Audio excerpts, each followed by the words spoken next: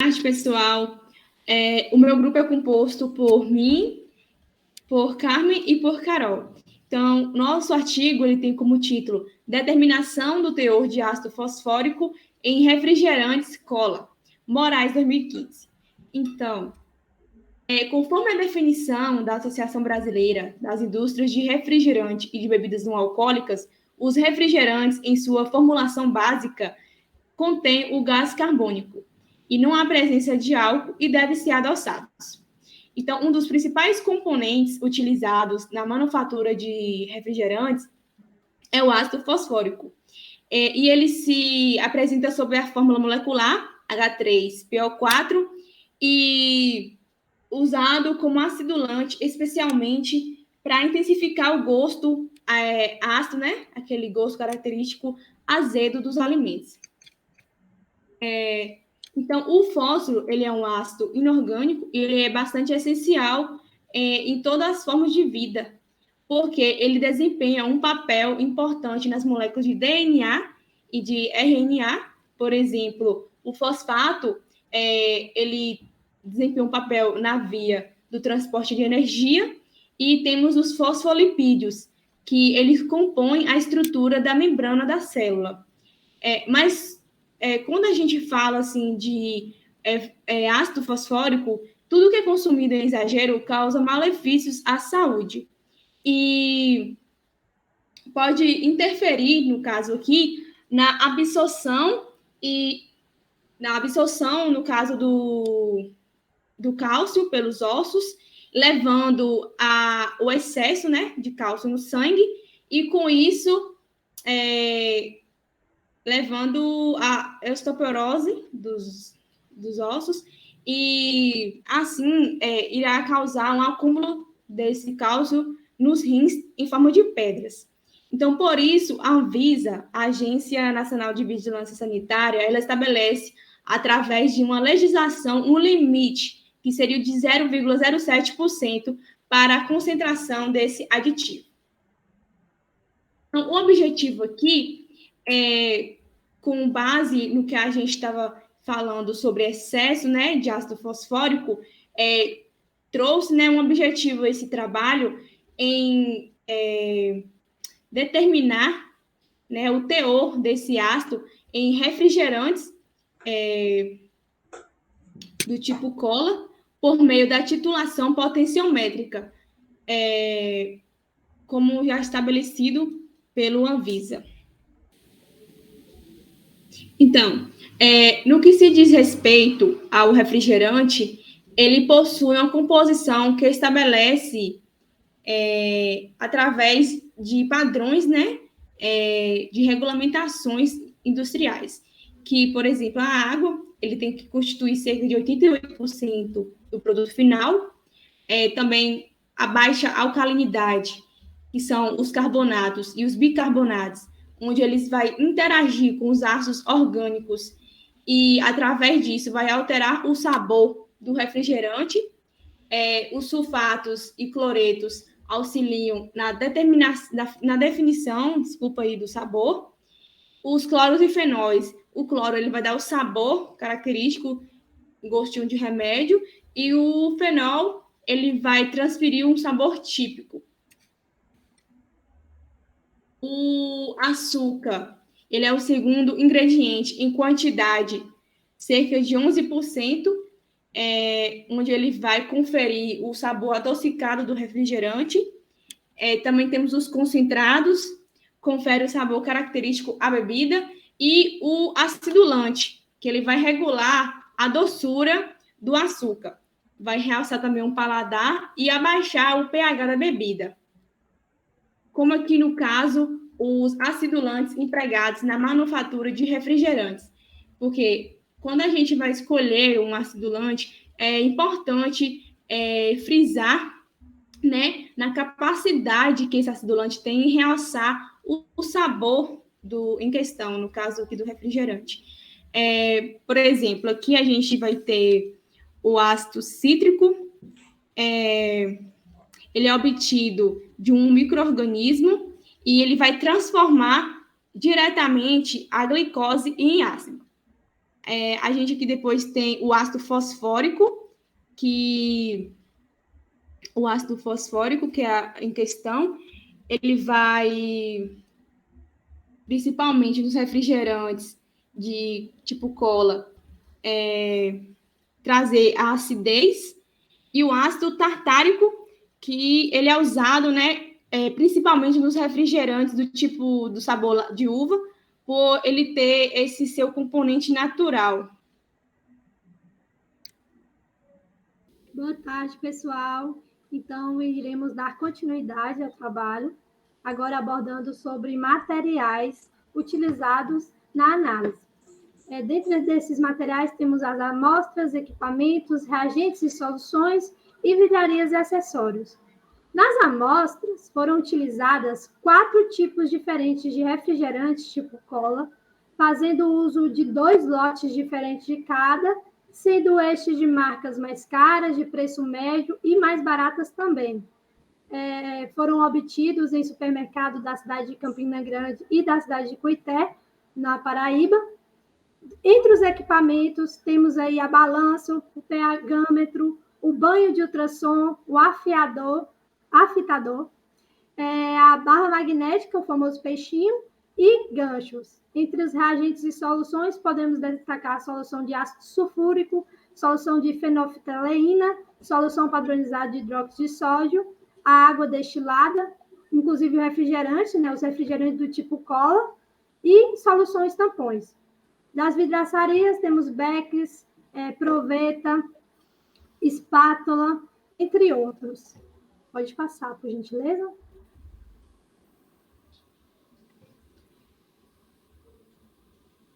O slide, pode passar o slide, por gentileza? Agora abordaremos acerca da metodologia. Ela consta em algumas etapas, e a primeira etapa dela é a seleção das amostras. Então, para a realização deste estudo, foi obtido 6 amostras, conforme eu já havia dito antes, de refrigerantes do tipo cola, no qual 4 destas eram de marcas diferentes, uma vez que 2 delas possuíam 2 lotes diferentes, e essas amostras são encontradas marcas mais caras e mais baratas também. Então, por quê, né? Qual foi o motivo das escolhas dessas marcas e desses produtos? Porque foi observado nos rótulos dessas embalagens a presença de ácido fosfórico, que também é discriminado como INS 338, que é a terminologia internacional por esse acidulante. Então, essas amostras foram adquiridas em supermercados da Paraíba e depois designadas como A, B, C e D. Pode passar o slide. Na próxima etapa, acontece a padronização do hidróxido de sódio. De que forma? Primeiro, mede 2 gramas de hidróxido de sódio e o dilui para 500 ml de água deionizada, né, que é a solução de NaOH. E para padronizar essa solução, transferiu-se uma solução de H2SO4 a 0,1 mol para uma bureta, e aí foi completando o seu volume total. E para um Ellermai foram transferidos 20 ml de hidróxido de sódio e gotas de fenolftaleína. Então, ficando essa solução uma coloração rósea. E ocorreu a titulação ela foi realizada para que ocorresse a viragem da solução rósea para incolor. E o volume resultante dessa análise, dessa titulação, foi anotado para cálculos posteriores. Na outra etapa, foi feita a degaseificação dos refrigerantes. De que modo? Primeiramente, para degaseificar esses refrigerantes, cada amostra ela foi colocada em um becker de 600 ml e, em seguida, colocadas em banho de ultrassom por aproximadamente uns 90 minutos. E colocadas em garrafas e identificadas posteriormente. Após degaseificar cada amostra, né, foi colocada em uma garrafa e identificada com a marca do refrigerante. Aqui tem uma figura da própria autora, que ela colocou no TCC da mesma, que é o efeito, eu não estou conseguindo ler direito, o efeito do gás carbônico ao colocar o refrigerante dentro dentro do banho de ultrassom. É um efeito do próprio experimento feito por ela. Na última etapa, na quinta e última etapa, pode passar, Karina, para a gente ler. Perdão, na terceira etapa, o preparo de equipamento. Então, na bureta de 25 ml, foi rinçada inicialmente com água deionizada e depois foi rinçada novamente com a solução titulante de hidróxido de sódio a 0,07 mol. Em seguida, o volume da bureta foi completado com a solução titulante. E, por fim, calibrou-se o medidor, né, com a solução tampão, utilizando os padrões de pH de 4 e 7. No preparo e titulação da amostra, que mostra no próximo slide, pode passar, que é o último passo, a última fase do nosso método de análise, foi feito primeiramente retirando uma alicogota de 40 ml de refrigerante e colocou um becker de 250 ml. Nesse becker também colocou um agitador magnético, o famoso peixinho, e 60 ml de água deionizada. Aqui do lado mostra a figura inicial do nosso instrumento, que é o agitador magnético com becker, o becker contendo o peixinho dentro e a alicogota de 40 ml de refrigerante e 60 ml de água deionizada. Em sequência, ocorreu a titulação. A titulação foi feita com eletrodo de vidro, e que foi mergulhado na solução, com a junção mantida sempre imersa na solução. Após essa imersão, ligou-se o agitador magnético, né, com cuidado também, para que a barra não tocasse na membrana do eletrodo, e com isso, que não fosse danificado. Então, com a agitação mantida constante, foi feita a titulação de amostra com a solução de hidróxido de sódio a 0,07 mol, adicionando também de 0,5 ml em 0,5 ml e fazendo a leitura do pH a cada volume adicionado em 0,5 ml. Então, esse mesmo procedimento ele foi utilizado para todas as amostras, fazendo 2 repetições de cada. E aqui do lado, a imagem mostra o equipamento utilizado, né, para essa titulação, que a mesma autora utilizou. No próximo slide, a gente apresenta o fluxograma simplificado de todas essas etapas da metodologia. Primeiramente, foi a degaseificação da amostra, né, da Coca-Cola, da Coca, do tipo Coca, do refrigerante tipo Coca. Segundo, o preparo do equipamento. Em terceiro, vem a calibração do elétrodo. Em quarto, tem a adição de 40 ml de refrigerante, mais os 60 ml de água deionizada no becker de 250 ml. E, por fim, a titulação de 0,5 em 0,5 da base e todas as anotações, é claro, dos valores de pH de cada volume adicionado de 0,5 da base foram anotados para posteriores contas. Carol agora irá dar continuidade aos cálculos realizados. Boa tarde, pessoal. Agora eu vou estar dando continuidade à apresentação com os resultados.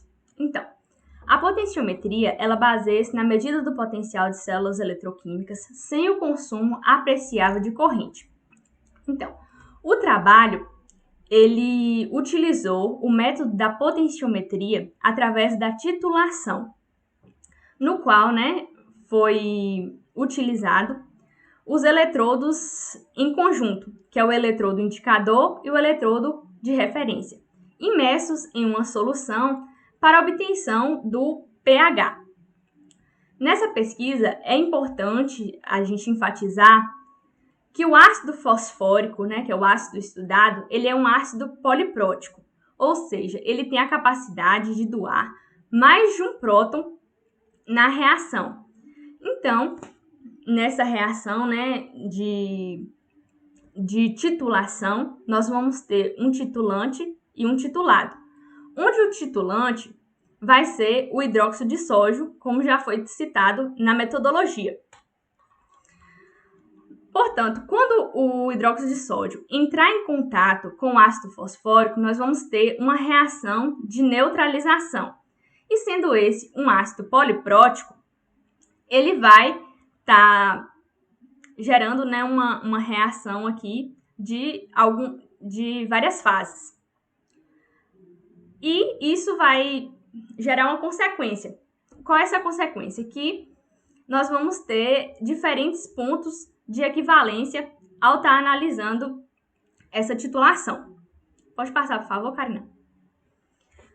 Como já foi falado lá na metodologia, esse estudo ele vai estar analisando 4 tipos diferentes de refrigerantes, onde o refrigerante A e o refrigerante B vai ser analisado em lotes diferentes, que vai ser o lote 1 e o lote 2 de cada um deles.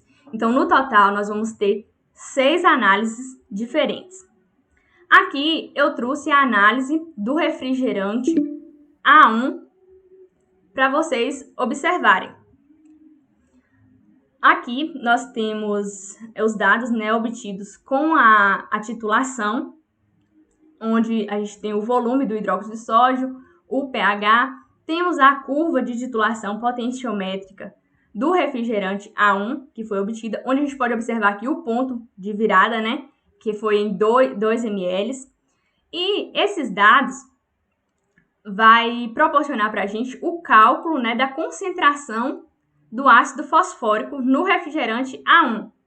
Então, através aqui do ponto de virada, do volume do ácido utilizado, que foi 40 ml, a concentração do hidróxido de sódio foi 0,07 mol, a gente obteve que a concentração desse ácido é 0,0035 mol.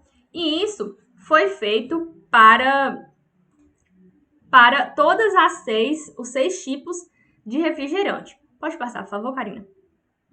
Aqui a gente tem a análise feita com o refrigerante do lote A2, onde a gente obteve uma concentração do ácido igual a 0,039 mols. Pode passar, por favor, Karina. Então, eu não trouxe as outras análises, pessoal, para não ficar muito extenso a apresentação.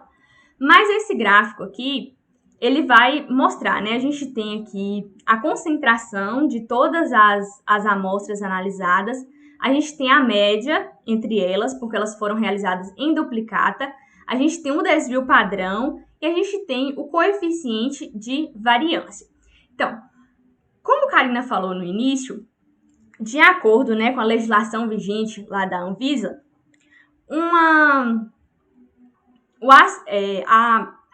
a quantidade permitida de ácido fosfórico em bebidas é de aproximadamente 0,07%. E aqui, a variação ocorreu entre 0,030 e 0,0052. Então, a gente pode concluir que os refrigerantes analisados, eles estão, né, dentro dos padrões aí exigidos pela Anvisa. E também a gente vê que a concordância aqui entre o desvio padrão, o coeficiente de variância, pode nos dar uma confiabilidade aí na pesquisa, né? Esse experimento ele tem uma precisão. Pode passar, Karina, por favor? Então, agora vamos para a conclusão. A técnica potenciométrica, a técnica potenciométrica da titulação, né? É bom deixar claro, ela foi escolhida por não ser necessário o uso de indicadores, pois o volume da viragem, que seria detectado pela mudança da cor da solução, ele pode ser visualizado pelo salto de pH indicado pelo ponto de equivalência. Então, pois a autora aqui, né, ela trabalhou com Coca-Cola, então esse método foi de extrema importância. Outro ponto também, a titulação de um ácido poliprótico, ela é mais complexa que um ácido monoprótico, né? Então isso acabou trazendo uma maior digamos que uma complicância, né, para a autora estar realizando aí esse trabalho. Os refrigerantes foram desgaseificados, como o Carmen mostra na metodologia, pois o gás carbônico poderia reagir com a água, gerando H2CO3, e isso poderia estar interferindo nos valores do pH. Então, foi um procedimento importante também. Então, para concluir, todas as amostras de refrigerante cola, eles apresentaram a concentração de ácido fosfórico dentro dos limites, de acordo com os padrões da Anvisa, como já foi dito, mas é importante a gente destacar, né, que não é por isso que o refrigerante se torna uma bebida que pode ser consumida em excesso, né? Como Karina citou no início, ele é responsável por algumas doenças que nós presenciamos, como a osteoporose, diabetes, a obesidade e entre outros. A gente finaliza, pode passar, Karina, a referência do artigo que a gente pegou, né, a determinação do teor do ácido fosfórico em refrigerante cola, e muito obrigada.